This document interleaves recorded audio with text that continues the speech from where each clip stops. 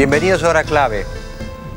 Ustedes saben que hace unos años yo en el campo compré unas vacas negras, Aberdeen Angus negras, totalmente negras, y compré unos toros Hereford, que son colorados con cara blanca, ¿no?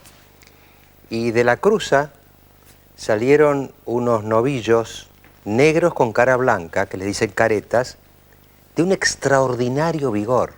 Eran mucho más rápidos, más precoces, daban más kilos, rendían más que tanto las madres como los padres, que tanto los negros como los pampas, como le dicen los Hereford. Eso es lo que se llama en genética, en animales y también en semillas, vigor híbrido. Es decir, cuando uno mezcla dos especies distintas y generan un tercer hijo que no es ni la una ni la otra, ese hijo tiene vigor híbrido. Por eso se usa mucho en el campo, en las semillas, en los animales, mezclar y generar vigor híbrido. Yo estaba pensando, tratando de explicarlo de esta noche, si no ocurre también eso en el campo de las ideas, no de los animales o los vegetales, ¿no?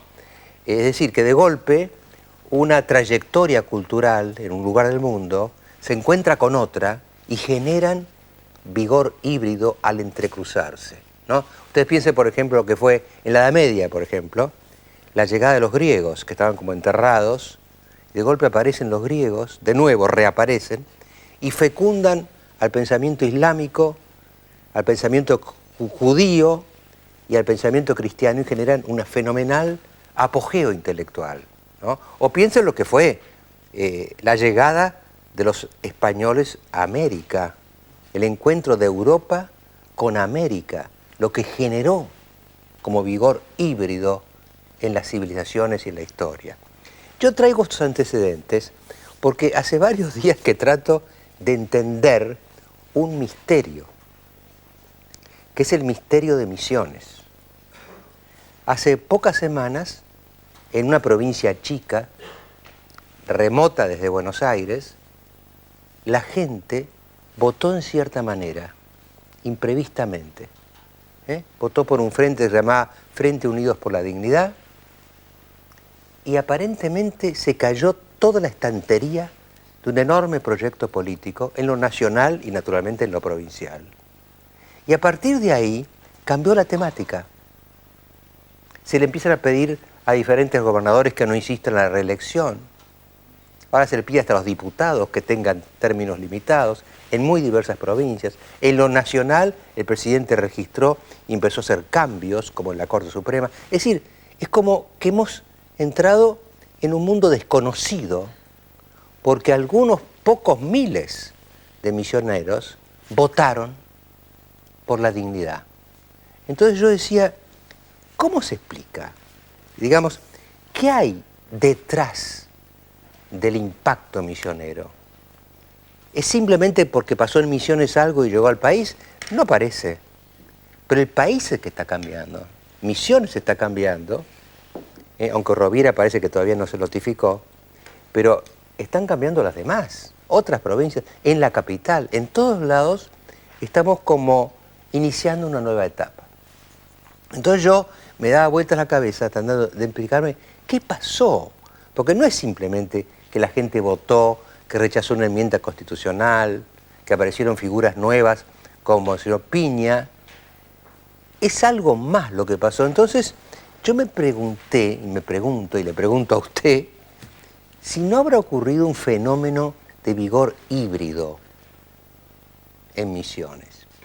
Porque fíjense, hay dos grandes movimientos de ideas en nuestra historia que han vivido como separados, han vivido como aparte uno del otro, aislados uno en relación con el otro. Uno es el movimiento social, llámelo si usted quiere socialdemócrata, socialista, social cristiano, la opción por los pobres, como dicen en la iglesia. Es decir, la idea de ayudar a los que están peor en serio. Ahora, este movimiento generalmente se dio al margen de las instituciones políticas y mezclado con cosas como el peronismo, que fue siempre autoritario, o el marxismo. Y bueno, ahí estaba, como solo. Y del otro lado, el otro gran movimiento de ideas de nuestra historia, que es el liberalismo político, la Constitución, que haya separación de poderes, independencia del Poder Judicial, que las elecciones sean honestas, libres, periódicas, que no haya control de la prensa, todas esas otras instituciones de la libertad política, digamos, que también vivieron bastante ajenas al impacto de la renovación social y de la opción por los pobres. Inclusive diría yo que los políticos tradicionales, los medios tradicionales, todos los que defendemos, incluido yo, lo que es la libertad política, quizá hemos sido socialmente indiferentes y hemos vivido una especie de elitismo sin darnos cuenta entre nosotros y sin pensar que hay abajo gente que la está pasando muy mal y necesita que la apoyemos. Entonces acá había dos movimientos. Uno social, que de alguna manera estaba al margen de las ideas políticas o constitucionales o institucionales. Y otro institucional, constitucional, en el plano judicial, en el plano de las revistas de derecho, que estaba bastante ajeno a los sufrimientos de los que están peor. Y yo creo que en Misiones lo que pasó fue que se cruzaron. Un Hereford y un Aberdeen Angus se cruzaron en el campo de las ideas, porque el mundo, porque toda esta gente que hemos traído al programa antes de la elección, por ejemplo los eclesiásticos que trajimos empezando por Monseñor Piña, la hermana Adela, no son de derecha, son de izquierda, ojo, socialmente hablando, van para el lado de los pobres. Y venían acá porque se habían dado cuenta, me parece que lo que advirtieron es que sin instituciones políticas, liberales y democráticas, sin independencia de los poderes, periodicidad de los mandatos, que no haya compra de votos, que no haya fraude, que no haya clientelismo, que si no se consigue sacar todo eso, tampoco la lucha social puede prevalecer, porque viene un dictadorzuelo y usa todo para su propio beneficio. Y del otro lado, del lado institucional, de la primacía de la libertad en instituciones, nos hemos dado cuenta, y yo me he dado cuenta, que si no le damos un contenido social a lo institucional, es como una cáscara vacía de contenido. A mí me parece que lo que ha pasado es una interpretación. Por eso explica el impacto misionero, es un cruzamiento de dos grandes tradiciones históricas que hasta ahora eran ajenas unas a las otras, que se han mirado, han reconocido que necesitan de la otra y se han unido, se han entrecruzado, se han fecundado. Entonces, si esto es así, Misiones ya no es Misiones, no es solo Misiones, es que ha nacido un encuentro.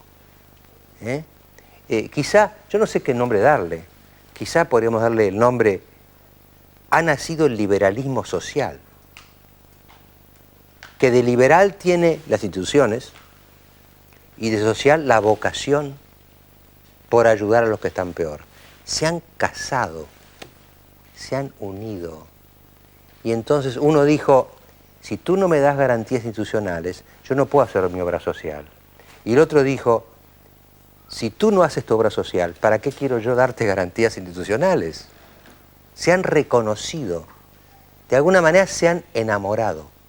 Entonces lo que ahora me parece a mí que cambia todo en Argentina es la presencia de esta nueva pareja. Se ha formado una pareja en el campo de las ideas, cuyo potencial es incalculable. Y esto es lo que está de alguna manera desestabilizando todos los datos, los personajes, las actitudes, los estilos tradicionales. De alguna manera estamos asistiendo a partir de Misiones al nacimiento volcánico de un nuevo movimiento. Llámenlo el liberalismo social, llámenlo el socialismo liberal. Eso es lo que están haciendo ante nuestros ojos. Y entonces los actores tradicionales no saben bien qué hacer. Por eso la sensación que hay en este momento en la Argentina de que por ahí toman una iniciativa para acá, por ahí otra para allá, renuncian a una cosa, insisten en otra, están como confundidos, porque ha aparecido un nuevo actor en el escenario político argentino, un nuevo actor en el campo de las ideas, cuya presencia es cuando ustedes vieron, cuando uno ve, por ejemplo, una obra de teatro o una película y aparece el actor o la actriz principal que tiene una presencia que apenas llega, ya todo el mundo deja de mirar a los demás. Me parece que estamos dejando de mirar lo que mirábamos. Y ha aparecido un nuevo protagonista. Y ese nuevo protagonista nació en Misiones y hoy está caminando el país. Después de los auspicios, vamos a tenerlo acá a Monseñor Piña, por primera vez en vivo. Y antes de ir al corte, vamos a plantear entonces un televoto. Yo quiero que ustedes, a ver si ustedes comparten conmigo esta visión, ¿no es cierto? Y se preguntan también conmigo si lo que pasó en Misiones es meramente un hecho local que afecta a Misiones, o si realmente atrás de eso hay una especie de revolución nacional que alcanza mucho más allá, que aunque nació en Misiones, alcanza mucho más allá de Misiones. La pregunta que les vamos a formular es más o menos esta, después la va a decir mejor Fernando que yo, ¿no? Si el triunfo de la coalición que presidió Monseñor Piña en Misiones solo tendrá un alcance local o podría repetirse a escala nacional. Esta es la pregunta que le hacemos. Si lo que pasó en Misiones va a quedar finalmente como acorralado en Misiones o si va a tener un efecto expansivo a escala nacional. Ahora le pido a Fernando que le haga bien la pregunta. La victoria de la coalición que presidió Monseñor Piña en Misiones solo tendrá alcance local o podría repetirse a escala nacional. Si usted cree que solo tendrá alcance local, llame sin costo adicional al 4110-4181. Si en cambio usted cree que podría repetirse a escala nacional, llame sin costo adicional al 4110-4182. Entonces, después de los auspicios, por primera vez en vivo y acá, ya no en pantalla y allá, Monseñor Joaquín Piña.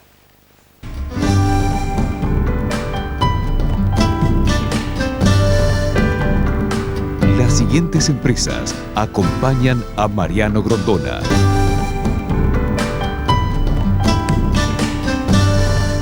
Monseñor Piña, bienvenido. Hora clave, ahora en cuerpo y alma, digamos, ¿no? Yo hacía unas reflexiones puramente personales sobre lo que pasó en Misiones, pero usted estuvo mucho más cerca, lo vio más de cerca, lo vio del día siguiente en adelante, y usted, si bien fue muy moderado y muy acotada toda su interpretación de su propia actuación en el proceso misionero, también tiene que estar consciente a esta altura de las cosas que ha tenido un impacto nacional. ¿Cómo interpreta usted este episodio reciente de la política argentina? Sí, no, yo soy consciente de que ha tenido un impacto nacional, ¿no? Eso es evidente, ¿no?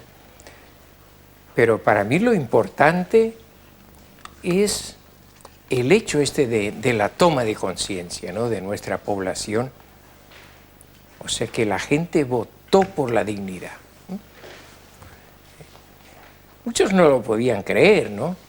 Muchos no lo podían creer, porque conocemos la realidad de pobreza, de tanta gente, ¿no?, que está viviendo, el clientelismo político, ¿no?, tanta gente que está viviendo de un plan social, etcétera, ¿no? Por otro lado, teníamos enfrente todo el aparato político y el dinero que se gastó en esa campaña, que es una cosa que a uno le duele también, ¿no?, que es mucho dinero. Para una provincia como Misiones se habla ya de 100 millones, que se tiraron al cohete, ¿no? Sin embargo, la gente... Algunas veces yo había dicho que la gente sabe a quién tiene que creer también, ¿no? Y de alguna manera yo pienso que los errores que cometieron desde la oposición y los excesos, ¿no?, No fue una exageración tan grande, ¿no? Esto se volvió en contra de ellos. O sea, la gente reaccionó en contra, ¿no? Entonces, claro, el primer efecto que nosotros vimos fue allí en la provincia, ¿no? A mí realmente eso es lo que a mí me da satisfacción, ver a la gente contenta, como que la gente se sacó un peso encima, ¿no? No, y se autovalorizó, porque Sí. cuando a una persona le quieren comprar el voto, Sí. la están desvalorizando profundamente. Es humillante, porque le está diciendo, tu único valor, ¿sabes cuál es? La boleta que vas a meter, yo te la compro. Y cuando esa persona reacciona en contra de eso, en nombre de la dignidad, ella misma tiene otro concepto de sí misma, ¿no? No, exactamente, eso es lo que yo había repetido muchas veces, ¿no? La compraventa de votos, bueno, es la compraventa de conciencia, ¿no? De la persona humana. Yo incluso comparé alguna oportunidad con lo que era la esclavitud, ¿no? El ser humano que se compra y se vende, ¿no? A propósito de eso, el día siguiente mismo de las elecciones, me dijo un señor y me pareció... En fin, yo tampoco quiero dar más, así más de lo... Que de alguna manera esta fecha debería quedar como una fecha histórica, y lo comparó con la fecha de 1813, cuando se abolió la esclavitud. Yo creo que de alguna manera fue esto, ¿no? Esa reivindicación, digamos, de la dignidad de la persona humana.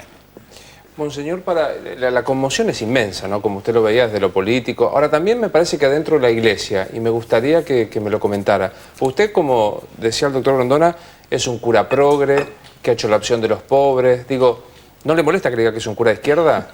No, mire, yo comenté así con la gente, que a mí me enseñaron de pequeño que los de derecha eran los buenos y los de izquierda eran los malos, ¿no? Así lo aprendí desde chico, ¿no? Claro, digo, Con el tiempo y con los años uno se da cuenta que las cosas no siempre son tan así, ¿no?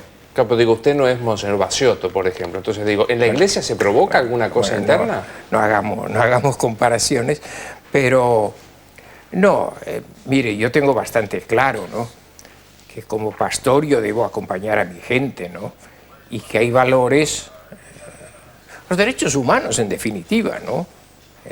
Que yo siempre he procurado, digamos, estar de este lado, ¿no? Para defender esto. ¿Y se siente acompañado? Sí, no, y además algo que yo agradecí es que en toda esta campaña, podríamos decir, desde el primer momento me sentí muy acompañado por mis hermanos obispos. Esto yo agradezco mucho. La verdad es que yo no esperaba. El que dijo eso que dice usted, lo dijo acá, me parece que fue el rabino Bergman, que habló de que en el año 13 se ordenó la libertad de los esclavos del vientre para adelante, digamos, ¿no? Y a mí me impresionó mucho la comparación también, porque realmente, si uno lo piensa, una persona que no tiene nada, sino su voto, y se lo compran, la están comprando a ella, ¿no? De alguna manera. Claro, así es. Leí en internet, en una carta pastoral suya, que usted dice que no somos doloristas. Claro que no somos doloristas. Nunca había escuchado el término. No sé si forma parte de las teorizaciones del pensamiento teológico. Me llamó la atención porque creo que, digamos, como ateo, siempre me pareció una de las tentaciones de la izquierda, de la Iglesia. Más o menos lo mismo. Siempre me parecieron las tentaciones... Él es ateo, estamos tratando de convertirlo en agnóstico. No van a convertirlo como un primer paso para seguir discutiendo. Que yo no quiero hacer. Pero por ahora no. Lo que yo quiero plantearle, porque me interesa sus opiniones, si no es una de las tentaciones de la Iglesia, el dolorismo, y si el aceptar participar en un proceso político no es ir más allá de esta tentación, ¿no? Porque, digamos, es asumir una actividad, enchastrarse en los asuntos humanos, todas cosas valiosas. Sí. Bueno, yo creo que lo que usted dice en algún momento pudo haber algo de eso, ¿no? Pero es una visión parcial de la Iglesia, ¿no? En realidad la verdadera visión cristiana, por lo menos. Para el cristiano, la vida de Cristo no termina con su muerte, sino en la resurrección, ¿no? Pero hay como una Nosotros promoción creemos del dolor, como si el dolor fuera un valor. Digamos, para el cristianismo el dolor es un valor. Es decir, puede haber un valor en el dolor. Lo más frecuentemente lo encuentran, digamos. Lo que me parece en su lucha es la presencia de una trascendencia de esto. Ir a tratar de que la situación mejore es no adherir ya al dolor, es dar un paso más. Eso me parece valioso. Bueno, y tal vez poco cristiano. No, yo creo que eso justamente es lo más profundamente cristiano, ¿no? Nosotros creemos que detrás del dolor, detrás de la muerte está la resurrección. Eso es fundamental en el cristianismo. Pensando en la clase dirigente que está desconcertada con usted, porque gana estrepitosamente, no quiere ser candidato a nada, no tiene aparato político, ¿no se han acercado nadie de las estructuras políticas a decir, a ver, monseñor, ¿no quiere seguir en esto? No, por supuesto que he tenido muchas tentaciones. ¿Y quién pero yo lo tengo muy claro, mire, y tengo dos razones además que nadie me puede... Una es que no es mi vocación. O sea, yo siempre tuve la vocación de ser un predicador del Evangelio, ¿verdad? Un ministro de la Iglesia, servidor de mis hermanos, administrador de los sacramentos. Y de otro lado, que si yo hubiese querido ser político, no hubiese esperado a los 76 años, ¿no? Nunca en mi vida aspiré a un cargo público y menos voy a hacer ahora, ¿no? ¿Pero le han ofrecido concretamente? Sí, me han hecho ofrecimientos, incluso así a nivel popular, digamos, ¿no? Pero ahora, eso de yo todas lo tengo maneras, muy claro. Aunque usted no lo quiera, el impacto expansivo de lo que pasó es indudable. Yo estaba comentando recién a Monseñor Piña antes del programa, que hoy hablamos, Luis, con el padre Nazar en Formosa, que está adhiriendo a un movimiento por la dignidad de los formoseños, donde también hay reelección indefinida. Es decir, el ejemplo cunde, aunque usted no quiera, empieza a haber focos anti-reeleccionistas por todos lados, anticlientelísticos por todos lados. Es decir, hay una especie de movimiento, Sí. ¿no? Sí, no, yo dije que evidentemente que eso yo no lo había pensado ni lo había previsto, pero a lo largo del camino nos dimos cuenta, ¿no?, de que tenía esa repercusión, la cosa había trascendido y yo dije, bueno, en buena hora, ¿no? Si en algo podemos servir y ayudar a otros, Y sin hacer política, es decir, sin aspirar a ningún cargo colectivo ni nada, ¿usted de todas maneras va a seguir trabajando en esta línea? Es decir, este es mi pensamiento, ¿no? O sea, yo si en algo puedo seguir orientando, pero por supuesto yo me tengo que cuidar mucho, ¿no?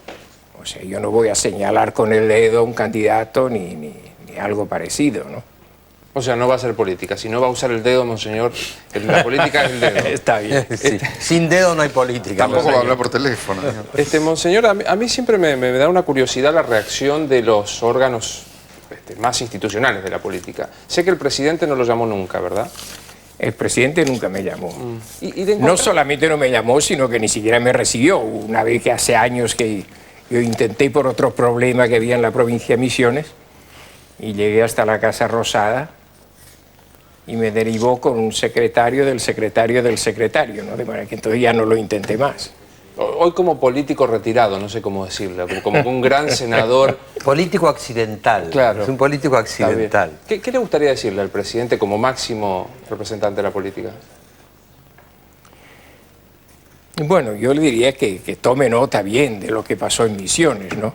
Yo creo que algo... el presidente en ese sentido ha tomado por lo menos algunas medidas que, como decía el doctor, desconciertan un poco, ¿no? Porque daría la impresión de que como estuviese un poco confundido, ¿no? Pero yo creo que es importante, ¿verdad?, que tome nota de eso, ¿no? Lamentablemente allí en la provincia no se ha dado esto, ¿no? Nuestro gobierno provincial todavía no se ha enterado de que perdieron las elecciones. Ahora que han caído en eso, como ya es para un psiquiatra eso, que es autismo, ¿se llama eso? ¿Cómo se llama? Porque realmente lo que... Si Kirchner desde Buenos Aires tomó algunas reacciones por lo menos, sí, aunque no todas, pero algunas, que Rovira, que estaba en medio del volcán, no se haya enterado, ya es como un problema ya psicológico más que otra cosa, ¿o no? Y eso es lo que yo pienso también, ¿no? Me gusta verlo porque tiene una actitud casi de rocker, de cantante rock, con la remera del Arcángel San Gabriel. Y bueno, sí, eso me preguntaron allí mucho. Y yo les dije que, bueno, es un poco el simbolismo bíblico, ¿no? De la lucha del bien contra el mal, ¿no? De la justicia contra la injusticia, de la verdad remera, y el error, ¿no? ¿Se la regalaron? ¿Usted la eligió? ¿Cómo nació esa remera? Esa me la habían regalado a mí hace tiempo ya. Allí hay una parroquia que se llama San Miguel, el cura párroco me había regalado. Claro, porque es la imagen se me ocurrió el día ese, digo, bueno, puede ser un poco simbólico, ¿no? Claro. Sí. ¿Qué otras cosas tendrían que pasar en Misiones para que la situación realmente cambiara? Bueno, hay muchas cosas que tendrían que pasar. En este momento lo que nos preocupa mucho es el tema de la independencia del Poder Judicial. Yo creo que eso es fundamental en toda democracia, ¿no? Tenemos una justicia totalmente dependiente. La independencia de los tres poderes del Estado. ¿Y qué movimientos pueden darse para conseguir esos logros? Bueno, yo dije que la experiencia que se ha dado en el FUT, en ese Frente Unido por la Dignidad, de poder sentarnos alrededor de una mesa, poder dialogar así en una forma serena, yo pienso que eso puede ayudar para que se vaya conformando. No me gusta mucho hablar en esos términos, ¿no? Pero yo diría como una oposición un poquito más firme, ¿no? ¿Y se puede lograr? Yo pienso que sí. Digo, lo logramos. Cuando hemos tenido un objetivo común, logramos esto. Yo pienso que se podrían seguir dando pasos en este ¿Y alguien sentido. se está planteando hoy en día ese objetivo? Yo he escuchado a algunos ya que lo están planteando, sí. Usted ha tenido dos ventajas, no sé, o la segunda no sé si es ventaja, pero una ventaja en la vida, que usted tuvo un tiempo ejerciendo su ministerio en el Paraguay. Sí. Y ahí vio lo que es la reelección indefinida. A él no es que se la contaron. Bueno, por eso les dije que yo de dictadura tenía cierta experiencia, ¿no? Yo viví casi 20 años en Paraguay. Y después, cuando llegué a Argentina, me encontré con la dictadura nuestra de aquí, o sea que lo... Y la otra, que ya habría que discutir, sobre todo que Rosillo no estaría de acuerdo, es que usted es jesuita. Y bueno, Y eso implica... No, es que sé que Bergoglio también es jesuita, ¿no? Es decir, y me decía Monseñor Piña antes de empezar, que es el primer jesuita que volvió a las misiones jesuíticas. Porque los jesuitas los echaron, Claro. no solamente de misiones, lo echaron de todo el imperio español, hará 2 siglos y medio más o menos, ¿no? después de 200 años, 200 prácticamente. años. Y usted es el primero que volvió. Y sí, ¿Eh? así es. Y el elemento jesuítico en su vida, por ejemplo, yo sé algo de los jesuitas, primero se forman mucho más tiempo que el resto. Es decir, un sacerdote común tiene 6 o 7 años de estudio, un jesuita tiene 12 o 13 o 14 años de estudio. El estar en una orden, es decir, forman parte de una disciplina, ¿no es cierto? ¿Eso en qué influyó en su vida? Bueno, yo agradezco mucho a la Compañía Jesús, ¿no? Con la formación que recibí. Ay, yo siempre comulgué con los ideales de San Ignacio, ¿no? San Ignacio fue un hombre iluminado, ¿eh? Una idea, tenía la idea fija, ¿no? De la mayor gloria de Dios, que, como decían ya los antiguos santos padres, San Ireneo decía que la gloria de Dios es el hombre que vive, ¿no? O sea, todo ese tema de la dignidad, de la persona humana, todo eso para los jesuitas es muy claro, ¿no? Y ya que estamos en temas religiosos, ¿usted no ha tenido alguna tentación de vanidad después de lo que pasó en Misiones? Y bueno, trato de rechazarla por lo menos. No, uno no es culpable de las tentaciones. Y sí, claro. Uno es culpable si las acepta, ¿no? Así es. Y no sintió un poco diciendo, pero caramba, qué importante estoy. Bueno, estoy viejo ya, no estoy ya para esa cosa, pero bueno. Monseñor, el impacto político es inmenso. Ahora, mientras tanto, hay una estructura que usted denunció, que es la pobreza, la falta de educación, el analfabetismo. No quiero decir esperanza desde lo teológico, desde esta incursión política. ¿Tiene esperanza que alguna vez se cambie eso? Yo pienso que se ha dado un paso importante, ¿no? Evidentemente que con esto solo no está hecho todo, ni mucho menos. Pero el hecho de que la gente se haya quitado el miedo, se haya animado a reclamar, evidentemente que no podemos esperar de nuestros políticos así que por generosidad nos van a dar todo. El pueblo tiene que exigir sus derechos. Nosotros tenemos allí, hace rato ya que estamos trabajando, las 2 diócesis de Misiones con las escuelas de ciudadanía. Yo pienso que eso es muy importante, ir formando la conciencia de la gente. La gente tiene que saber exigir su derecho. Ahora, lo que sería mi última pregunta, Monseñor, fíjese que el FUT, si bien había políticos adentro, se formó sobre la base de candidaturas de gente religiosa, gente civil, sindicalista. Es como que los políticos trataron de dar un paso atrás, porque están desprestigiados. La verdad es esa. Y me parece que en otros lugares del país, este fenómeno Bloomberg, que está acá Bloomberg esperando, que también fue fuera de los políticos, hay como un desprestigio de la profesión. Lamentablemente, lamentablemente, yo lamento esto, ¿verdad? Porque creo que es esencial a una democracia el tener una oposición fuerte, ¿no? Y bien armada, ¿no? Y esto es lo que lamentablemente en estos años se ha perdido en Argentina, ¿no? Yo tengo esperanza de que lo recuperemos, ¿no? Que el año que viene, que es un año electoral, bueno, tiene que haber evidentemente una confrontación entre los partidos, tal, pero que esto se haga, yo diría, a un buen nivel, ¿no? Un diálogo civilizado, ¿no? No esas carnicerías que hemos visto a veces, ¿no? Un clima de serenidad, de orden, de respeto. Tengo esperanza. Yo soy un hombre de esperanza. Bueno, me parece muy bien y además las cosas que están ocurriendo avalan una esperanza, ¿no? Y sí. Hubiera salido todo mal, nadie hubiera hecho nada, pero no, está ocurriendo cosas en Argentina. Yo le agradezco mucho que haya venido, Monseñor Piña. Bueno. No será la última vez, pero sí es la primera que lo tenemos en vivo. Además que conoce a mis colaboradores, porque usted los escuchaba nada más. Sí. Porque cuando hacemos televisión para afuera, normalmente el que está afuera no ve. Sí. A menos que tenga un monitor y sea en vivo, lo puede mirar para el costado, ¿no es cierto? Pero no es como nosotros lo vemos a él y él no nos ve a nosotros.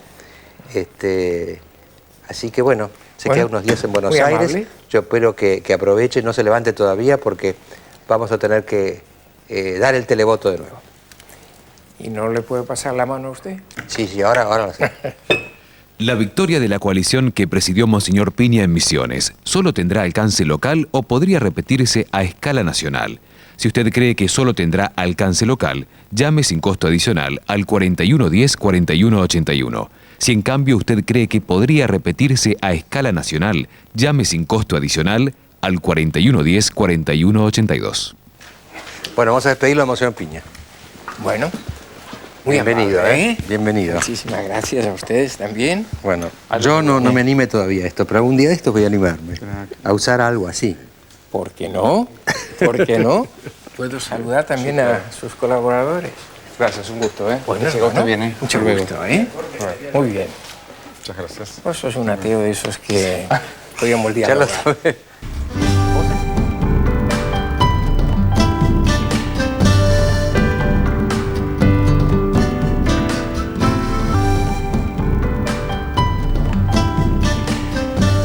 Bueno, esta tarde murió Julio Ramos, un periodista muy importante, fundador y creador de Ámbito Financiero. Tenía 71 años y estaba perfectamente bien hasta hace, no sé, 20 días. Volvió de un viaje y, bueno, de golpe tenía una enfermedad muy grave que se aceleró muy rápido y murió. Así que yo quiero enviarle, con todos nosotros, los colaboradores, todo el equipo de Hora Clave, estuvo muchas veces en Hora Clave, muchas veces conversando en Hora Clave, nuestras condolencias, nuestro pesar, tanto a su familia como a amigos entrañables como Roberto García y Carlos Pañi, dos grandes colaboradores de Julio Ramos en ámbito financiero. Y yo tuviera que decir algo de Julio Ramos, diría, ¿cuál era su característica más notable? Yo creo que era la originalidad. En verdad el periodista tiene que ser un poco imprevisible.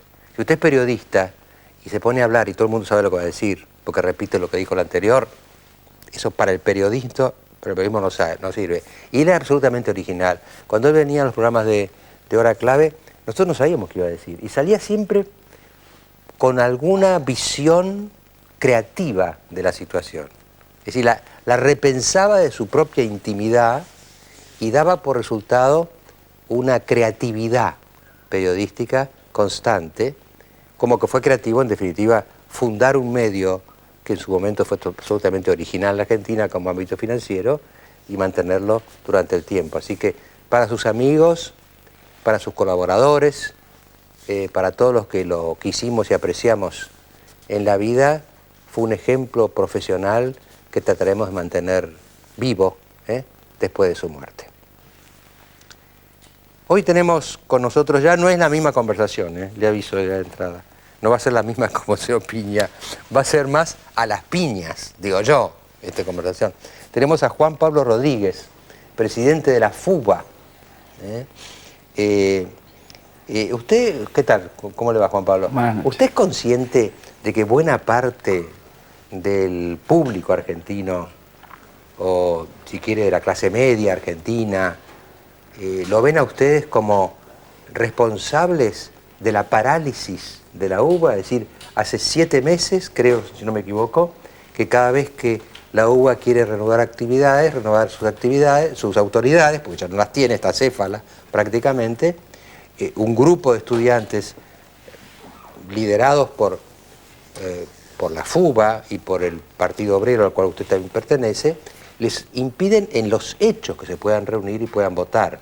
Lo cual me parece que a buena parte de los argentinos, usted tendría que explicarnos si eso se considera una actitud democrática, porque yo digo, que ustedes no piensen igual que los decanos de las facultades, perfecto, además no deberían pensar igual, son estudiantes, piensan distinto, tienen que pensar distinto, pero que por la vía de los hechos impidan una votación que está en los estatutos, yo no sé si yo llamaría eso democrático o lo llamaría autoritario, no sé, me parece, ¿están en claro ustedes sobre todo eso que están haciendo?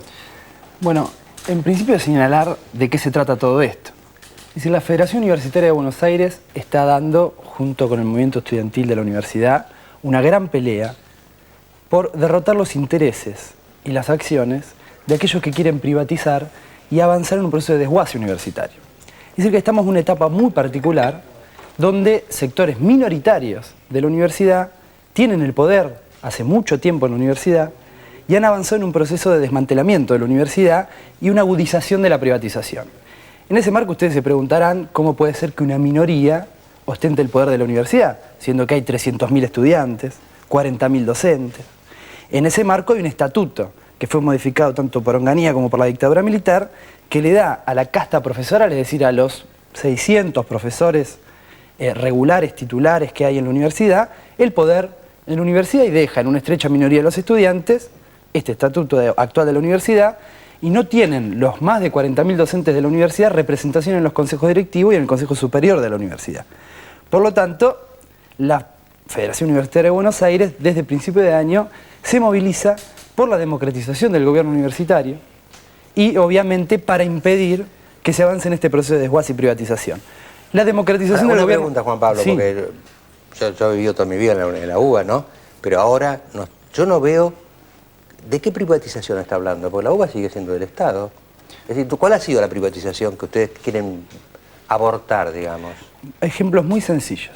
Lo que se quiere abordar ahora es la acreditación de las carreras de la Universidad de Buenos Aires a la CONEAU, que es un ente creado por la Ley de Educación Superior Menemista, que lo que quiere hacer es avanzar en el achicamiento de las carreras y en el avance fundamentalmente de lo que usted, que participa de la universidad, lo sabe muy bien, que son los posgrados. Usted sabe que cada vez más se pasan contenidos de las carreras de grado gratuitas a posgrados arancelados. Usted, por ejemplo, le voy a dar un ejemplo. ¿Quién tiene que hacer implantes en este país y en el mundo? Dentales. Los odontólogos. ¿Usted sabe que un odontólogo de la UBA, si no hace un posgrado de 37.000 pesos, no sabe hacer un implante? Es decir, esa es la situación de privatización universitaria, de mercantilización de la educación, de avance de los contenidos de grado que ya no están en el grado, están en el posgrado y los estudiantes tienen que ir a pagar cifras completamente siderales, inalcanzables para la inmensa mayoría y bueno, son los menos los que pueden acceder a eso. Ahora, Juan, yo tengo una pregunta. ¿Qué tiene que ver eso con que tenga autoridad o no la universidad? ¿Qué tiene que ver? Bueno, como te decía, los que se quieren hacer cargo hoy de la dirección universitaria, es decir, de la dirección concreta de toda la universidad, son los que hoy la tienen actualmente, es decir, los profesores, los decanos, que todos fueron parte de los procesos de desguace universitario que actualmente vivimos, de situaciones con facultades que se nos caen en la cabeza, con docentes, más de 11.000 docentes trabajando gratis en la universidad, es decir, con estudiantes que no entran en las aulas, con, bueno, una deserción brutal del ciclo básico común en adelante. Pero, es decir, situaciones que la universidad no se hace cargo y han sido estas personas las que se quieren hacer cargo que son los responsables. Pero para no hacerse cargo, la pregunta es, no elijamos rector salvo que elijan al que ustedes quieran. No, al contrario. Nosotros decimos lo siguiente, que se democratice el gobierno universitario, que los estudiantes puedan tener participación digamos, en buena forma, en buena medida en esos órganos de gobierno, que los docentes... Porque yo te escucho hablar de la casta de los profesores.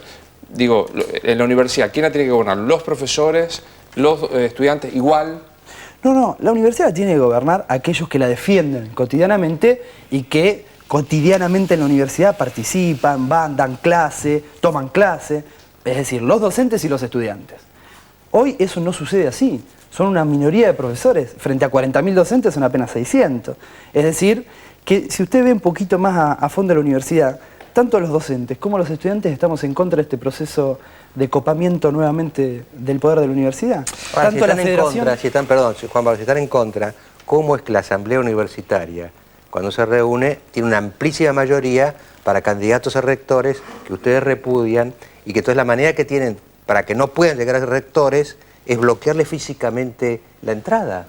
Miren, nosotros en abril sacamos un afichito que decía que de esta Asamblea Universitaria, sobre la base de este estatuto antidemocrático, iba a colocar en el poder de la universidad a cualquiera de los que ya había sido parte del gobierno universitario y había llegado y llevado a la universidad la catástrofe. Entonces estamos en una situación de catástrofe universitaria, de un estatuto antidemocrático que permite que los que ya desguazaron la universidad puedan ser parte nuevamente del gobierno universitario.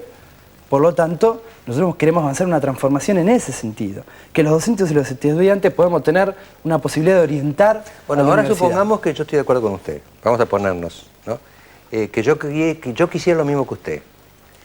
Lo que están haciendo ustedes, ¿lleva a lo que ustedes quieren? Porque lo que ustedes logran hasta ahora es bloquear a las autoridades, digamos, legítimas de la universidad, las estatutarias, pero no logran imponer su propia autoridad. Entonces lo que hay es un empate, y el empate paraliza a la universidad. Bueno, en principio asistimos también a una especie de deformación de la realidad, porque en algún punto, si usted consulta a todos los sectores que están en pugna en la universidad, se va a dar cuenta que todos quieren reformar el estatuto. Todos dicen que está bien la reforma, que hay que reformar inmediatamente los estatutos universitarios. Sin embargo, los decanos, los profesores quieren elegir rector con el viejo estatuto. Y después pasar a una supuesta reforma. Nosotros no queremos que pase lo que pasó ya una vez, que nos dijeron, vamos a la asamblea, elegimos rector, después democratizamos el gobierno universitario. No queremos que suceda eso. Entonces queremos que se democratice el gobierno y luego se pase la elección del rector. Es como, yo digo, es como si fuera así, ¿no? Yo querría cambiar la Argentina y voy a una elección y pierdo. Y después digo, no, perdí, quiere decir que los que me ganaron no son democráticos, porque yo quería reformar la democracia de Argentina. Es decir, el demócrata soy yo. ¿Cuál es el título que tengo yo para llamarme demócrata si vengo de perder una elección? Bueno, en principio... o para evitar perder, tengo que bloquearle físicamente la entrada. Bueno, primero quiero aclararle que nosotros venimos de ganar las elecciones. No, ganar, ¿dónde? En la fuga. Por supuesto. En la fuga. Tanto el año pasado como este... Pero no en la universidad. Tanto el año pasado como este, la Federación Universitaria, la actual conducción de la Federación Universitaria, del cual la JS y el Partido Obrero somos parte, hemos ganado de manera récord en las elecciones estudiantiles. Es decir, que el programa con el cual nosotros estuvimos luchando todo el año se expuso en las elecciones estudiantiles. Y la inmensa cantidad de estudiantes que votaron a la actual conducción de la FUBA con este programa. Que las camarillas privatizadoras de la universidad no puedan hacerse Entonces, cargo de la lo que orientación está de la diciendo, no sé si se da cuenta, Juan Pablo, usted está estudiando psicología, así que los psicólogos siempre están pensando que cuando uno dice cosas, en el fondo está diciendo otra, ¿no? ¿O no? No necesariamente. No necesariamente. Pero usted no se está dando cuenta, me parece a mí, lo estoy analizando como psicólogo, ¿no? Yo no soy psicólogo. Pero cuando usted dice, somos mayoría, porque los estudiantes nos votaron, lo que está diciendo es que el único cuerpo soberano que la universidad son los estudiantes. No, yo quería terminar la idea. Quería terminar diciendo que la Asociación Gremial Docente de la UBA también está a favor de la reforma de los estatutos. Es decir, que tanto los estudiantes como los docentes estamos empalmando en una pelea para que no lleven a fondo el desguace de la universidad. Pero en el Consejo Universitario hay representación docente, hay representación estudiantil, y ustedes impiden que se reúna eso. Entonces, bueno, ¿cómo van a lograr? Porque yo me pongo, pongámonos que yo estoy de acuerdo con usted, pero ¿a qué van a llegar? Es decir, ¿cómo llegan a esa otra universidad a la cual ustedes aspiran mediante este método? Lo que yo le planteo es si el método que están usando conduce a un final favorable a las ideas que ustedes tienen o a una parálisis, porque lo que hasta ahora vemos es la parálisis. Pongámoslo al revés. Con el método que utilizan los decanos de elección a rector, con un pacto que se ha desarrollado entre decanos que se llamaban del progresismo y el viejo yuberofismo, al cual le han entregado la Secretaría de Hacienda en este pacto de olivos que llamamos nosotros en la universidad. Ellos siguen con su método, siguen intentando, sobre el viejo estatuto universitario, elegir un rector. Porque está vigente. ¿A dónde? O sea, por supuesto. ellos están dentro del sistema. Por supuesto. Digo, hay una fórmula, Hallyu Sorin. ¿Ustedes no lo van a dejar elegir? Por eso, déjame terminar la idea. Digo, concretamente, hay 13 decanos que se pusieron de acuerdo. Dijeron, vamos con esta fórmula. ¿Ustedes la van a dejar elegir? Primero, no es un acuerdo entre 13 decanos. Bueno. Segundo, Supongamos que hay números. ¿La van a dejar hacer la elección? en el sentido de que si estos señores, porque es lo que yo decía Mariano, pongámoslo al revés, si ellos siguen insistiendo con este método que vos decís que está vigente, actual, Y está. ¿hacia dónde va la universidad? Con este Bueno, método. por lo pronto, con autoridades irá hacia alguna parte, pero sin autoridades no va a ir a ninguna parte. Por eso. Eso es lo que sabemos. Ustedes prefieren que no vaya a ninguna parte. Nosotros queremos que vaya a una parte. No queremos que vaya a donde la quieren llevar ellos. Y aparte, no es que nosotros no queremos que vayan los estudiantes. La inmensa mayoría de la universidad, y creo que ustedes tampoco, o me pueden decir lo contrario, quieren que la universidad vaya hacia la privatización. Está claro. Hacia el recorte de las nadie quiere carreras. eso. Sí, pero Entonces, estos señores van al recorte, O sea, van a la no los van a dejar privatización. elegir. Nosotros no queremos que sobre la base de un estatuto antidemocrático pueda haber gente que se haga cargo de la universidad Ahora, que vaya a la privatización. Fíjese la paradoja, ¿no, Juan Pablo? Ustedes están contra la privatización universitaria, inclusive de los posgrados, por lo que dice usted, ¿no? Es decir, que los posgrados se paga, no es que estén privatizados, pero se paga, cosa que no es libre, digamos, no se paga nada en nivel graduados, ¿no es cierto? Ahora, fíjese que la paradoja es que cuando más paraliza usted a la universidad del Estado, que es la UBA en Buenos Aires, más favorece la competencia de las universidades privadas, porque las otras universidades están ganando espacio a costa de la parálisis de la UBA. Y yo le digo una cosa, la UBA lo que ha tenido hasta ahora es que la inmensa mayoría de los profesionales somos de la UBA, es decir, venimos de ahí. Toda mi generación no había universidad privada. Es decir, todos venimos a la UBA, tenemos cariño a la UBA, como cualquier exalumno le tiene cariño a su colegio, ¿no? Entonces, pero vemos que esta parálisis favorece a todos los grupos privados que crecen, porque yo soy un estudiante joven, o tengo un hijo estudiante, me dicen, mira, en esta universidad tenés la seguridad de que acá las clases se dan, los currículos se terminan, en cambio acá están en un volcán que nadie sabe cómo va a terminar, están favoreciendo a los otros. Mariano, ¿No serán ustedes los verdaderos privatizadores, digo yo? Mire, Grondona, el tema es el siguiente. La Universidad de Buenos Aires ya hace tiempo con esta actual dirección universitaria que favorece a las universidades privadas. Solamente el 13% de los que ingresan a la Universidad de Buenos Aires se reciben. Porque la universidad no da una beca estudiantil, no tiene comedores estudiantiles. Bueno, están todos becados. Los docentes... ¿quién? Ojo, y no pagan. ¿Qué le parece? ¿No es una beca eso?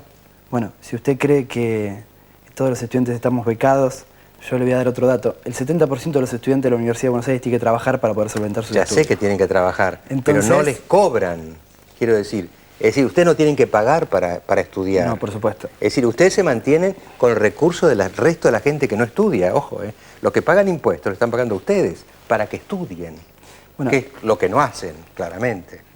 ¿Quién? Ustedes, porque hace un año que los tienen parada a la universidad. ¿Dónde van a estudiar? ¿En los bancos, en las plazas? Creo que usted recorre la universidad, creo que va a la Facultad de Derecho, puede ir, las clases se siguen dando, los estudiantes seguimos cursando nuestras materias, hay un actual supuesto vicerrector en la universidad, hay un consejo superior que sigue funcionando, es decir, que seguiría funcionando si quiere tratar lo que tiene pendiente la universidad, pero quieren tratar básicamente dos puntos, la elección del rector y la acreditación de carreras a CONEAU, si no, no quieren avanzar en las asignaciones docentes, no quieren Juan avanzar en Pablo, nada. que en la Argentina, Quieren avanzar en vamos eso. al plano nacional. Mañana, por diversos efectos o causas o procedimientos, se impide en la Argentina la elección de presidente, ¿no? Y usted se da cuenta que lo demás no funciona igual. Si mañana vence el término de Kirchner, como le pasó acá en la universidad, y no se puede elegir al sucesor, ¿eso afecta al país o no le parece que no afecta? Sí, pero acá el problema es el siguiente. Ustedes colocan en la Federación Universitaria la responsabilidad de esta parálisis. Y nosotros señalamos que la parálisis no viene de la mano de la Federación Universitaria, sino de aquellos que de manera autista pretenden seguir reconociendo que hay que reformar los estatutos y que tiene que haber otro estatuto universitario, de la misma manera para hacerse cargo del poder de la universidad y de la torta y de la plata de la universidad, que son 500 millones de pesos y 250 millones de pesos de recursos propios, que son las cajas negras de los decanos, que nadie sabe de dónde va a parar esa plata, absolutamente nadie.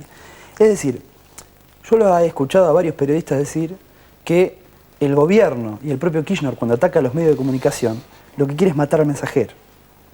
¿Matar? Al mensajero. Al mensajero. Todos aquellos que hoy quieran atacar a la Federación Universitaria no hacen más que eso, querer matar al mensajero. Que cuando estaba la franja morada en la Federación Universitaria de Buenos Aires, esto no se sabía. La Federación Universitaria de Buenos Aires logró colocar públicamente qué es lo que sucede en la universidad, cuántos docentes trabajando gratis hay, cómo están las instalaciones universitarias. Es decir, la Federación Universitaria le ha dado vida a la universidad porque ha colocado los problemas reales que tiene la universidad y no los esconde. Si el gobierno decide finalmente intervenir y toma cartas en el asunto y deja, digamos, de tolerar el capricho que ustedes hacen constantemente y determinan la posibilidad de hacer una asamblea en el Congreso o en un lugar secreto, ¿ustedes qué van a hacer? Seguramente habrá una movilización de la Federación. ¿Y pero a dónde? ¿A dónde van a ir? A donde la convoquen. Nosotros consideramos que esto que te decía antes... ¿Pero vos vas a sentir que en ese momento el gobierno te traicionó, que es un gobierno oligarca o qué? Mi opinión sobre el gobierno no dista mucho de lo que opino de estas camarillas, dado que el presupuesto que coloca para la universidad es completamente insuficiente y también mantiene un ajuste permanente presupuestario en la universidad. No me extrañaría en lo más mínimo que el gobierno se coloque del lado de las camarillas para Claro, lo que saldar dicen esto. Juan Pablo también están diciendo, yo digo lo que dicen, yo no lo comparto, no sé si es verdad o no, que el gobierno en el fondo lo que está esperando es la crisis final para intervenir en la universidad y poner gente de él en la conducción universitaria. Primero, el viernes pasado hubo una reunión de todos los decanos con el gobierno, donde le plantearon si esta fórmula que señalaba Luis le era amistosa, es decir, si le parecía bien. Y el gobierno asintió esa fórmula en la UBA. Es decir, el gobierno ya está en la Universidad de Buenos Aires. Por otro lado, si el gobierno llega a plantear la intervención objetivamente, va a ver que todos estos sectores de la camarilla profesional van a estar con el gobierno ayudando a la intervención y nos va a ver a nosotros luchando contra la intervención. Yo te puedo hacer una última pregunta de resumen. Vos decís que lo que hay que hacer es democratizar la UBA. Estamos todos de acuerdo. Para democratizarla, lo que la FUBA propone es no respetar el estatuto, a los palos no dejar elegir a los decanos, salvo que se elijan como ustedes creen, el estatuto que ustedes creen, sine qua non. ¿Eso es democrático? Nosotros creemos que el estatuto actual no es democrático, por lo tanto hay que transformarlo. Como sea. Si no, no aceptan como nada. sea, no. ¿Eso suena democrático? No, ¿Te parece que es democrático? ¿El Pero- estatuto es como yo quiero, si no, no es? No es como yo quiero. No es como yo Como quiero. quieren los estudiantes, hicieron, que una parte de la... Se hicieron plebiscitos en toda la universidad. Nosotros estamos proponiendo a la actual conducción de la universidad que se haga un plebiscito. Y se consulta a toda la comunidad universitaria de qué tipo de reforma necesita este estatuto. Porque todos coinciden que tiene que haber una reforma.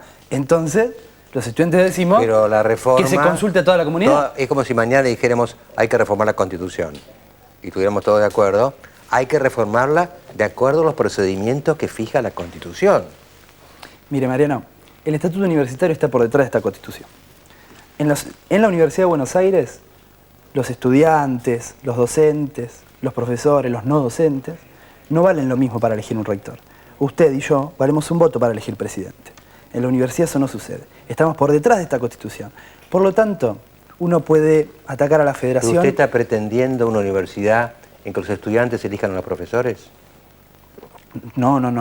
Los profesores tienen que tener sus concursos y ser evaluados según su conocimiento No, académico. claro, porque de si no- ninguna manera... Si no, sería suponer que un muchacho de 20 años tiene ciencia infusa para saber cuál es el mejor profesor de fisiología. No, yo no estoy diciendo absurdo. eso, absolutamente. Lo que estoy diciendo es que para orientar la universidad se ha demostrado que los profesores que académicamente saben mucho sobre algunas cosas, sobre la orientación de la universidad, la están llevando a la privatización al desguace. Por eso Bueno, la Federación... Juan Pablo, se nos acabó el tiempo. Discute bastante bien usted. Le pondría, ahora que pone nota, vio que cantando para un sueño, un 7 le pondría. Discute bien, pero yo creo que... Yo voy a pedir revisión de ese examen. Sí, yo creo que hay cosas que se aprenden en la vida también, ¿no? Y esto de de pretender algo a través de un procedimiento reñido con lo que se pretende, lo que le decía Luis, van a tener que revisarlo ustedes. Yo creo que ustedes también tienen que hacer autocrítica. ¿Se hacen autocrítica? Por supuesto, siempre estamos criticándonos y viendo la manera... Por ejemplo, ¿en qué se autocritican? Por ejemplo, estamos criticándonos fundamentalmente cómo logramos un método de mayor movilización estudiantil. Es decir, cómo logramos que cada vez más estudiantes se sumen a la pelea por la democratización del gobierno universitario. Mire, yo voy a dar mi experiencia. Yo fui de la FUBA, fui dirigente importante de la FUBA en la época de Perón, ¿no? ¿Y sabe cuál es el problema peor que teníamos nosotros? Que los estudiantes querían estudiar. Y nosotros los considerábamos unos carneros en esa época, los tipos que no se movilizaban, ¿no? Porque la verdad es que la mayoría de los estudiantes está en otra cosa, me parece que entonces y hoy. Y usted mismo lo dice, no conseguir... nosotros en esa época no había bombas destructivas, había bombas de estruendo. Nosotros poníamos bombas de estruendo en la facultad, ¿no? No rompían nada, pero no conseguíamos que los tipos que iban a dar examen dejaran de dar examen y se aceptaran una huelga. Nos parecía que... Y después de unos años uno empieza a pensar, ¿no seríamos nosotros que estábamos fuera del eje? Porque el estudiante en el fondo se está preparando para la vida. Usted se está preparando. Usted ahora es dirigente, pero su vida pública va a empezar después. No empezó. Usted está preparándose. Entonces, por eso lo adquiere uno cuando tiene 40. Mire, dos Así que entre 14 años hablamos. Así es que estoy yo, por otra parte, ¿no? Primero nos alegramos que los estudiantes estudien, por eso nosotros también vamos, rendimos nuestras materias y estudiamos. También son muchísimos los estudiantes que nos avalaron y que siguen participando en nuestras actividades. Y en tercer lugar, esta federación, y particularmente yo, acepté venir a este programa a debatir ideas. Tengo entendido que el candidato a rector, Aliu, no aceptó venir a este programa a discutir con la FUBA. ¿Quién es el que esconde cosas y quién es el que está dispuesto a discutir públicamente todas las posiciones políticas para la universidad? Bueno, entonces la próxima vez lo tenemos con el rector. Bueno, rector no hay. Ya ahora lo que hay es vicerrector, vicedecano, candidato a. Con alguno de ellos los traeremos a discutir. ¿Te parece Nosotros bien? no tenemos ningún problema. Muy bien. Bueno, vamos al televoto de nuevo. La victoria de la coalición que presidió Monseñor Piña en Misiones solo tendrá alcance local o podría repetirse a escala nacional.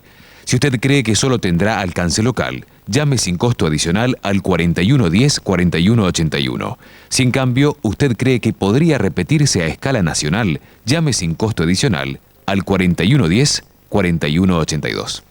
Bueno, el próximo tema es Delía.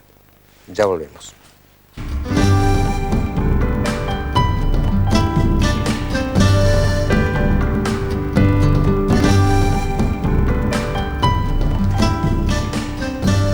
Bueno, prácticamente los 3 años que tenemos de presidencia Kirchner, para el presidente había 2 movimientos piqueteros. Los amigos, le hace Delía, que recibía un cargo público después de haber atacado una comisaría, por ejemplo, y los enemigos, le hace Castells, que está acá, que entraba y salía de la cárcel así, más o menos de forma habitual, y que está acompañado por otro dirigente de su movimiento que ha estado 14 meses en la cárcel en Santa Cruz. Entonces uno decía, bueno, por lo menos estaba mal, pero uno decía, estoy en claro, yo estoy en claro. A los amigos todo, a los enemigos nada. Listo. Pero ahora, aquí que Kirchner ha echado a Delía de su secretaría, aunque no a su gente, pero a él sí, después de lo que hizo con Irán y todas esas cosas. Y entonces Castells, a su vez, yo he leído por lo menos que él en ese episodio lo respalda a Delía. Entonces yo ahora no entiendo nada, Raúl. ¿Usted sigue entendiendo? ¿Qué tal? ¿Cómo le va? ¿Qué tal? ¿Cómo le va? Lo que nosotros planteamos, primero que hay una descomposición social muy grande del kirchnerismo. Cuando Sackler muestre el televoto al final, va a ser apabullante la impresión de que lo de Misiones no es Misiones, es Argentina. Y en ese marco cruje el kirchnerismo en todas sus formas. Y entonces, por ejemplo, hace 2 semanas, el secretario de prensa de la Federación de Tierra y Vivienda se integró a nuestro movimiento. Y cuando le preguntamos, ¿pero por qué usted viene con nosotros si ustedes han sido kirchneristas? Porque el tiempo de este gobierno se ha agotado y las expectativas que teníamos en ellos también se han agotado. Entonces, lo de Delía muestra no una actitud intempestiva, de enojo, algo por el estilo, sino algo planificado. irse porque ven que se empieza a hundir el kirchnerismo. Esto es lo que ellos perciben, Es decir, igual que él que provocó nosotros. esto para poder tener una razón hombre, para irse. Claro, empieza a crujir por todos lados, hay malestar en los barrios y en las provincias, ni los viejos militantes peronistas de siempre quieren a Kirchner, ni esos transversales alquilados y demás tienen algún sentimiento a favor del gobierno. El día que no haya plata, todos esos que hoy están con el oficialismo, el primer día que no les llegue plata, se van para cualquier lado. Entonces lo de Delía es percibir que esto se ha agotado a las expectativas populares y se empiezan a correr. Ese es el tema puntual. Por eso lo que está reflejando lo de Piña, que es admirable, lo de ese hombre, admirable. Nosotros honramos a lo que Piña ha hecho, y aunque por ahí no le guste para un religioso, los testículos que tuvo de plantarse frente al kirchnerismo y en la elección de toda la historia del país, donde más recursos se volcaron para ganar una elección contra los otros que no tenían nada y terminaron triunfando, y no por poquito, por 60.000 votos de diferencia.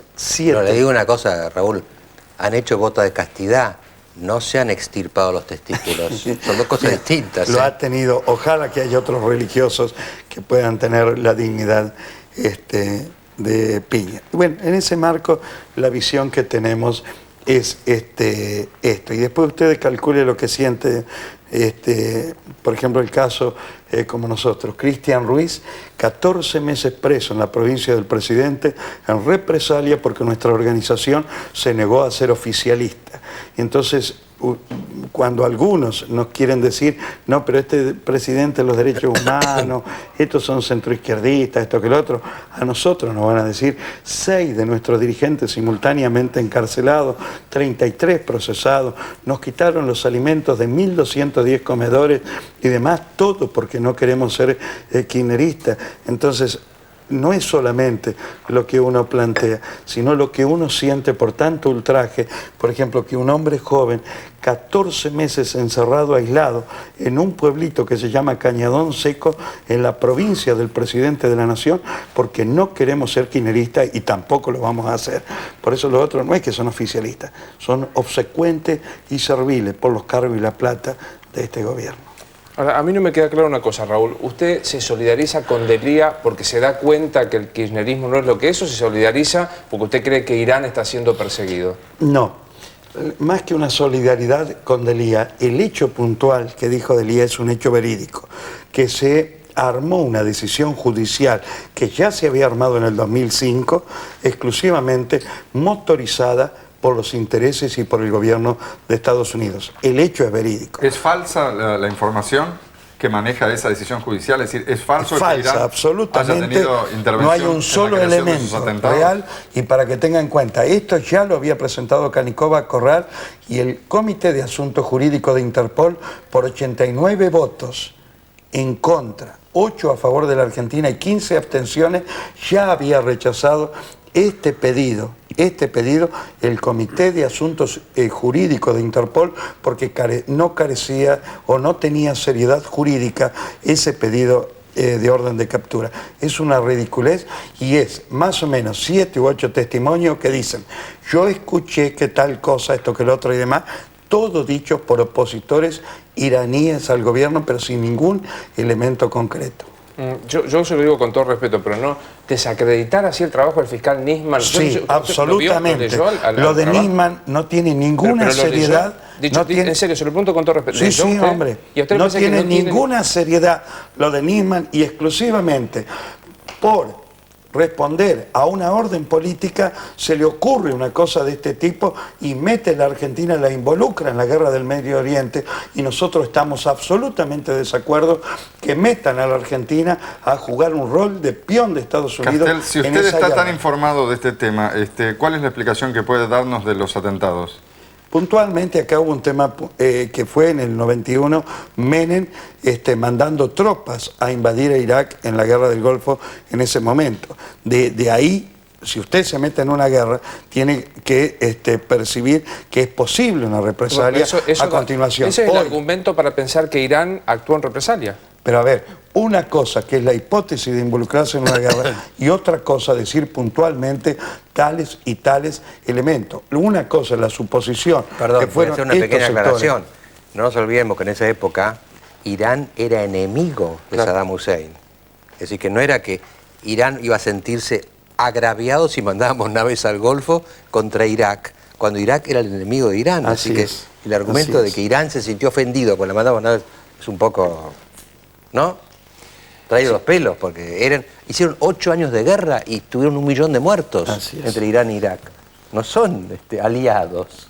El problema puntual es que Irán tiene la tercera reserva mundial de petróleo y el interés de Estados Unidos, por eso han salido a felicitar a Kirchner, se han congratulado de esta decisión.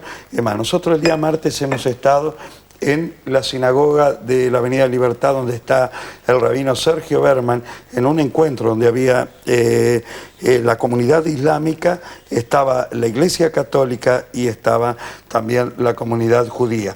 Y lo que planteamos, no al involucramiento de la Argentina en la guerra, no ir a cumplir ningún rol en función de Estados Unidos y no más muertos, ni judíos, ni musulmanes, ni católicos, ni ateos. No nos pueden empujar como nación a esto. Lo que dijo Delía es el hecho verídico.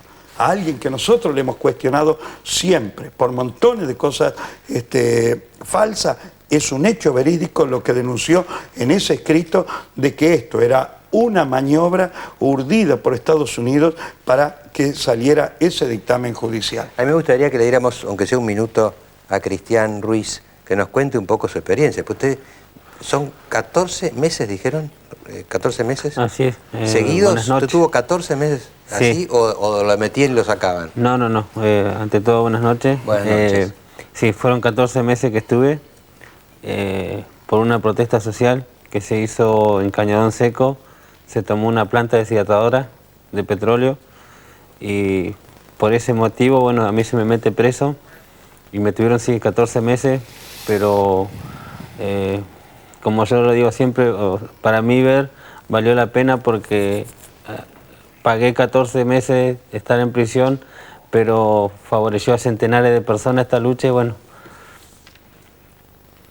duele, porque a mí a veces me duele, porque yo cuando me acuerdo, es feo estar en prisión y más sabiendo que no habían causas ni tampoco motivos por la cual tuve tanto tiempo. Y cuando lo liberaron, ¿con qué fundamento dijeron no tienen que estar presos? Cuando me liberan, o sea, llega una abogada acá de Buenos Aires, Claudia Ferrero, me dice que bueno, que pide un pedido de excarcelación, no fue denegada, se la dieron ahí nomás, y después me dicen que no tenían motivos como para tenerme tanto tiempo Por el detenido. tiempo de la prisión. Exactamente. No estaba condenado y 14 meses Claro, no estaba procesado. condenado, estaba procesado. Y procesado tuve los 14 meses adentro. De cualquier manera, ahora va candidato a gobernador en Santa Cruz y candidato a vicepresidente de la Nación por el Frente de los Trabajadores Sin Muy Pueblo, bien. para disgusto de Kirchner y del gobierno Santa Cruz. Ahora, ya que estamos en el epílogo irónico, Raúl, yo le voy a preguntar una cosa a él y a usted y a Cristian. ¿En algún momento ustedes no hicieron todo esto para que los nombraran secretarios del hábitat y de la vivienda? ¿No tuvieron esa esperanza inconsciente, por lo En menos? 2 oportunidades el presidente de la Nación nos invitó a la Casa Rosada y nos ofrecieron cargos en este gobierno en el invierno del 2003. Y antes de salir a Cristian, que vive más que pobremente, el gobierno de Santa Cruz le ofertó 50.000 pesos, una vivienda y un puesto en la administración pública para que sea oficialista de esto. Acá estamos. Por eso, Mariano, la dignidad sigue valiendo mucho más que los cargos y que los puestos. Qué orgullo lo de Piña a los 76 años contar esto y qué orgullo para nosotros decirle a la salida del estudio que habíamos compartido con él la campaña en Misiones del Frente Unidos por la Dignidad. Así que no fue que le ofrecieron a Delía y no le ofrecieron a ustedes. Se lo ofrecieron a los dos. Sí, sí, Lo que es pasa es así. que ustedes no aceptaron. La dignidad es la dignidad. Le dejamos a los otros las conductas prostibularias. Bueno, muchas gracias por esta visita celebro su libertad. ¿Hace cuántos meses que es libre? Hace más o menos 2 meses van a ser ya. ¿2 meses recién? Sí, que estoy disfrutando, bueno, de mi libertad. Y bueno, y a la vez, bueno... ¿Y sigue viviendo en Santa Cruz? Sí, sigo viviendo en Caleta Olivia. Yo, dentro de unos días más, yo ya vuelvo a mi provincia. Y bueno, y decirle también que no solamente en la provincia se terminó el conflicto. Hace un mes va a ser ya que los empleados del Hospital Zonal llevan una lucha a cabo por un aumento salarial. Nadie los escucha, porque nadie los escucha. Hace un mes que están de paro, eso, los enfermeros, todo. Y aparte la policía ya está cobrando un sueldo muy bajo. Yo mientras estuve detenido, yo vi la forma de la cual ellos vivían. Tenían que hacer adicionales, o sea, estaban conmigo, me cuidaban a mí, salían de ahí y tenían que salir a hacer adicionales y volver a la noche otra vez a cubrir la guardia. Es muy duro el trabajo que está haciendo la policía allá y es algo que el gobierno eso tampoco lo ve. Los policías no tienen uniforme, no tienen chalecos, los chalecos están todos vencidos. Y bueno, en la provincia de Santa Cruz, tanto en la provincia como acá, la necesidad es grande y bueno, espero que dentro de poco cambie todo lo que está pasando en la provincia y bueno, y acá en Buenos Aires bueno, también. les agradezco mucho la visita, Raúl, Cristian. Vamos a volver al televoto. Vamos a ir al último corte, vamos a ir al televoto y después tenemos que tocar el tema seguridad que está muy, muy agravada con el ingeniero Blumberg que está esperando. Vamos al televoto. La victoria de la coalición que presidió Monseñor Piña en Misiones solo tendrá alcance local o podría repetirse a escala nacional.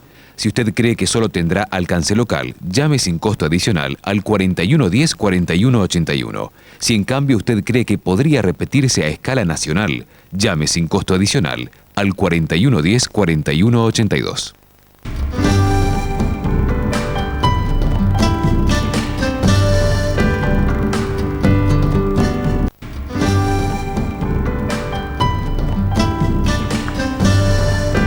Bueno, ustedes saben que el tema de la inseguridad nunca desapareció, el tema real.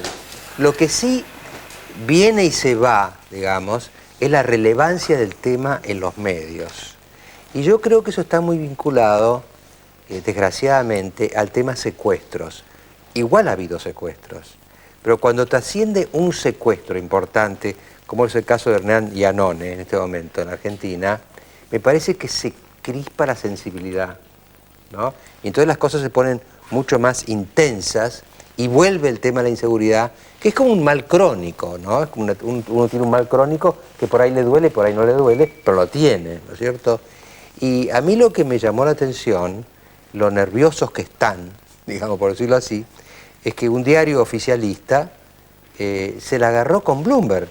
Es decir, como que el secuestro de Hernán Iannone y que eventualmente pudiera salir mal, sería culpa de usted, ingeniero, buenas noches, porque usted al publicarlo, al hacerlo trascender, de alguna manera estaba ayudando a los secuestradores. Usted habrá leído todo eso, ¿no?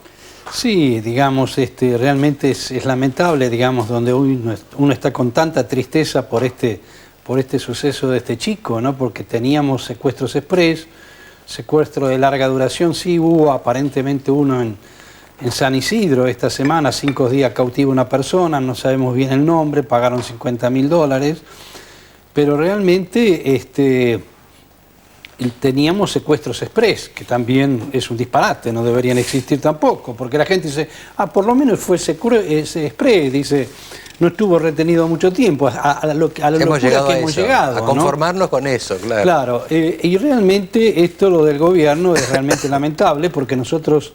el llamado viene de la gente a la fundación, vino la madre, el tío, y bueno, nos pusimos inmediato en contacto, yo con el padre, preguntándole bien cómo había sido, hablé con el fiscal, Paul Stark, una persona muy capaz, y entonces yo le aconsejé al padre, digo, mire, yo diría lo más importante que esto lo sepan los medios, porque esto le va a dar una protección a usted, va a obligar a trabajar bien a la policía, a la fiscalía, se van a tener que reunir todas las fuerzas de seguridad.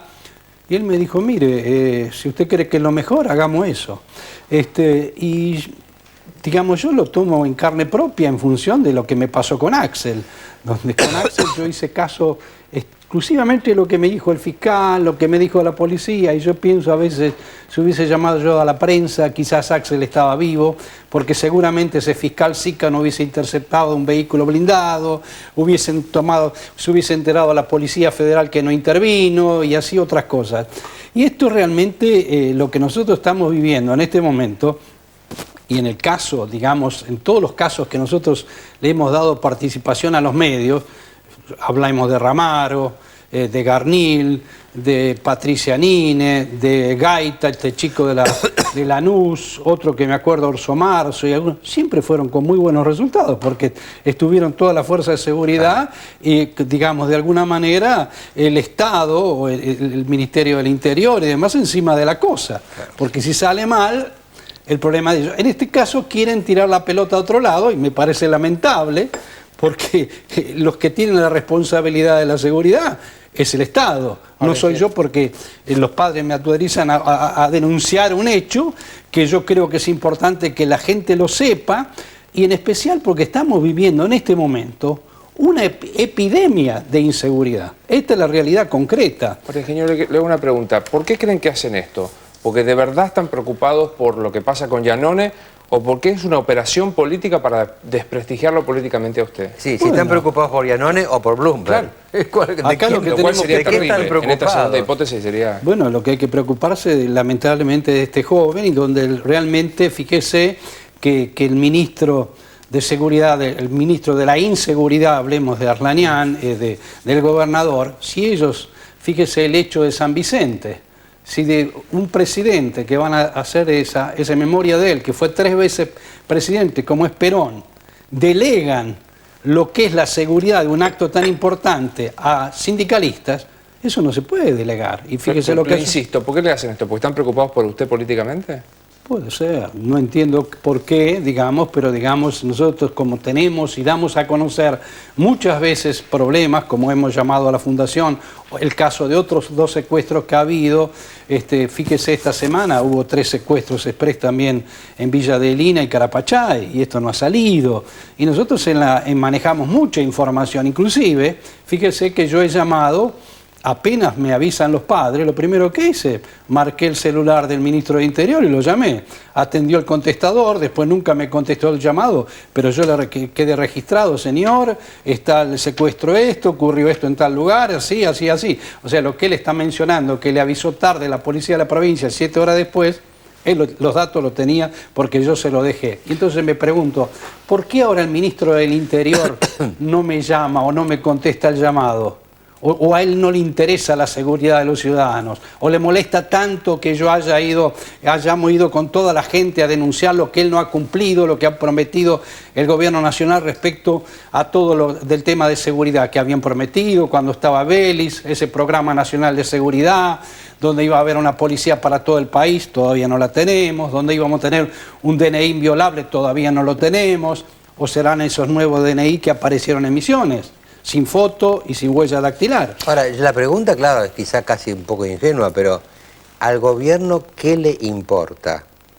¿Le importa el problema de la inseguridad o el impacto que el problema pueda tener en el proceso electoral? Porque son dos cosas distintas. Bueno, yo creo que se equivoca mucho el gobierno, y en especial fíjese el gobernador, donde está diciendo que toda la oposición política no dijo nada y Bloomberg sale a hablar. Yo no soy ningún político, yo soy un ciudadano que desde la Fundación estamos denunciando un hecho muy grave, como es un secuestro extorsivo, donde hoy ya estamos dolarizados, fíjese, piden $500.000. ¿De dónde va a sacar esa gente $500.000? Y esta gente de este muchacho Giannone, ¿es una familia pudiente, con ingresos, puede afrontar esa suma o es una suma fantasiosa? Es una suma fantasiosa, porque esa gente es gente de trabajo, donde tiene una maderera y nada más que eso, o sea que lo han hecho todo con trabajo, pero no es que tienen ese capital como para afrontar eso. Entonces yo creo que esto es todo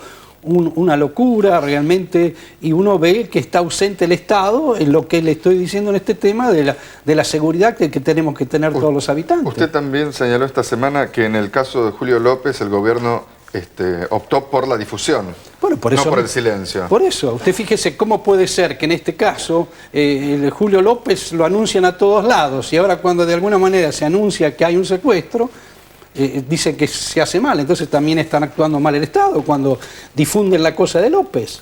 Entonces yo creo, fíjese, todos estos expertos que han sacado en este diario, ¿no?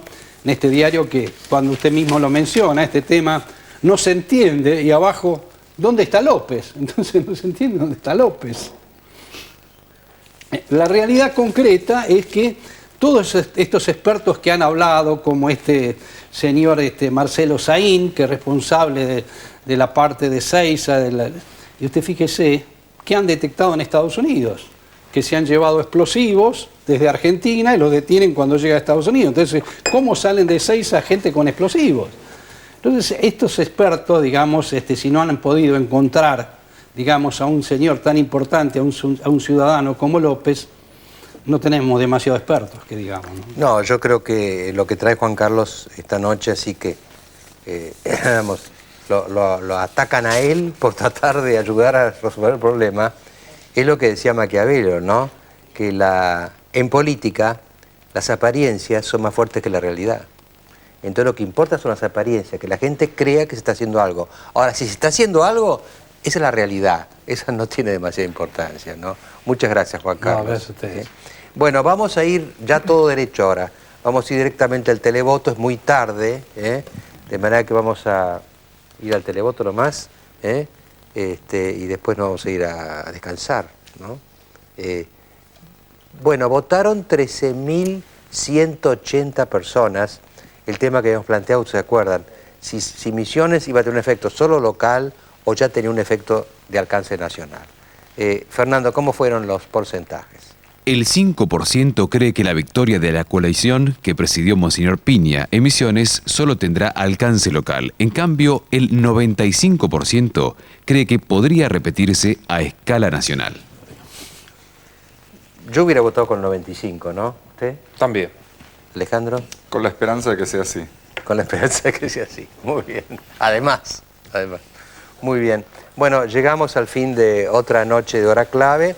Les digo que el sábado que viene, a las 23:30 por América 24, damos esas clases que damos todas las semanas, esta vez con un tema sumamente apasionante, que es un ensayo de Cicerón sobre la senectud, sobre la vejez.